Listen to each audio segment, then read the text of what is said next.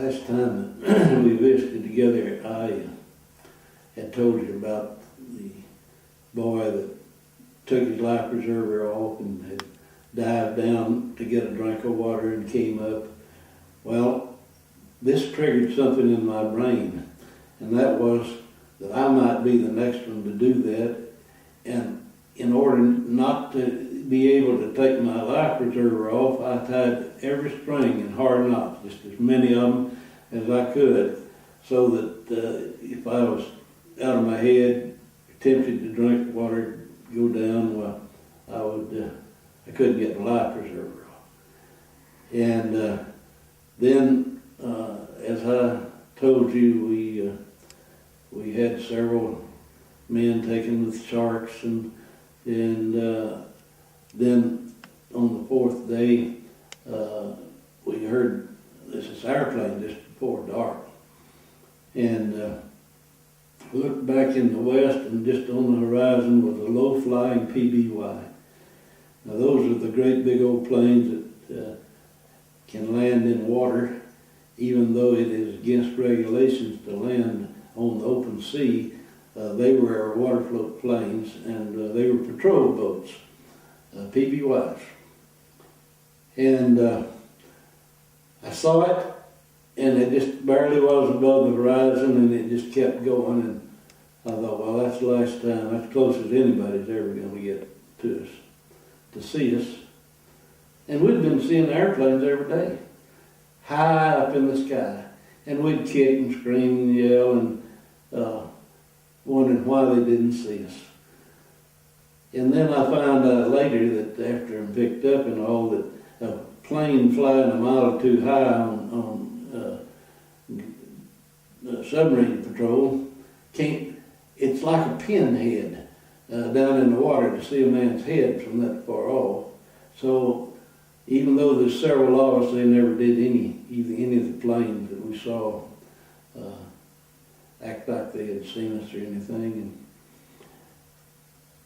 just as the plane went on out of sight, I thought, well, this is it. And it wasn't but a few minutes till I heard motor again, and looked back the same direction, and this was a plane, looked like the same one or another PBY, and it was a little bit closer. And of course we all screamed and yelled and kicked and splashed, and it just went on out of sight. Well, I just knew then that was it, because they wouldn't come back any closer to us. And just before sundown, I heard the motor again, and looked up in the sky, and about a half a mile off, flying low, was this PBY, and directly it made a turn and came right over us, wiggling its wings, and a man standing on the door of the hatch of the plane waving. And I want to tell you, that's whenever your hair stood up, tears came, you had cold chills, and you knew you'd been seen. And so then it got dark. Well, after it got dark, we looked up in the heavens, and there was a big light. And it looked like angels from heaven coming down out of a cloud. Great big light, and what it was, one of the rescue ships had turned its floodlight up into the clouds, and you could see the light. And of course we thought it was coming down from the heavens. But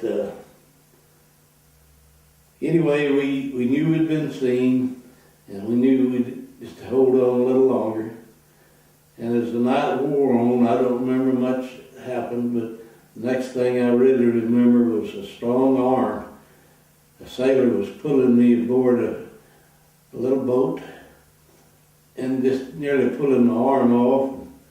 And a bright light was in my face, but I knew that we were going to be saved. So pulled me on in the boat, had several other survivors in there.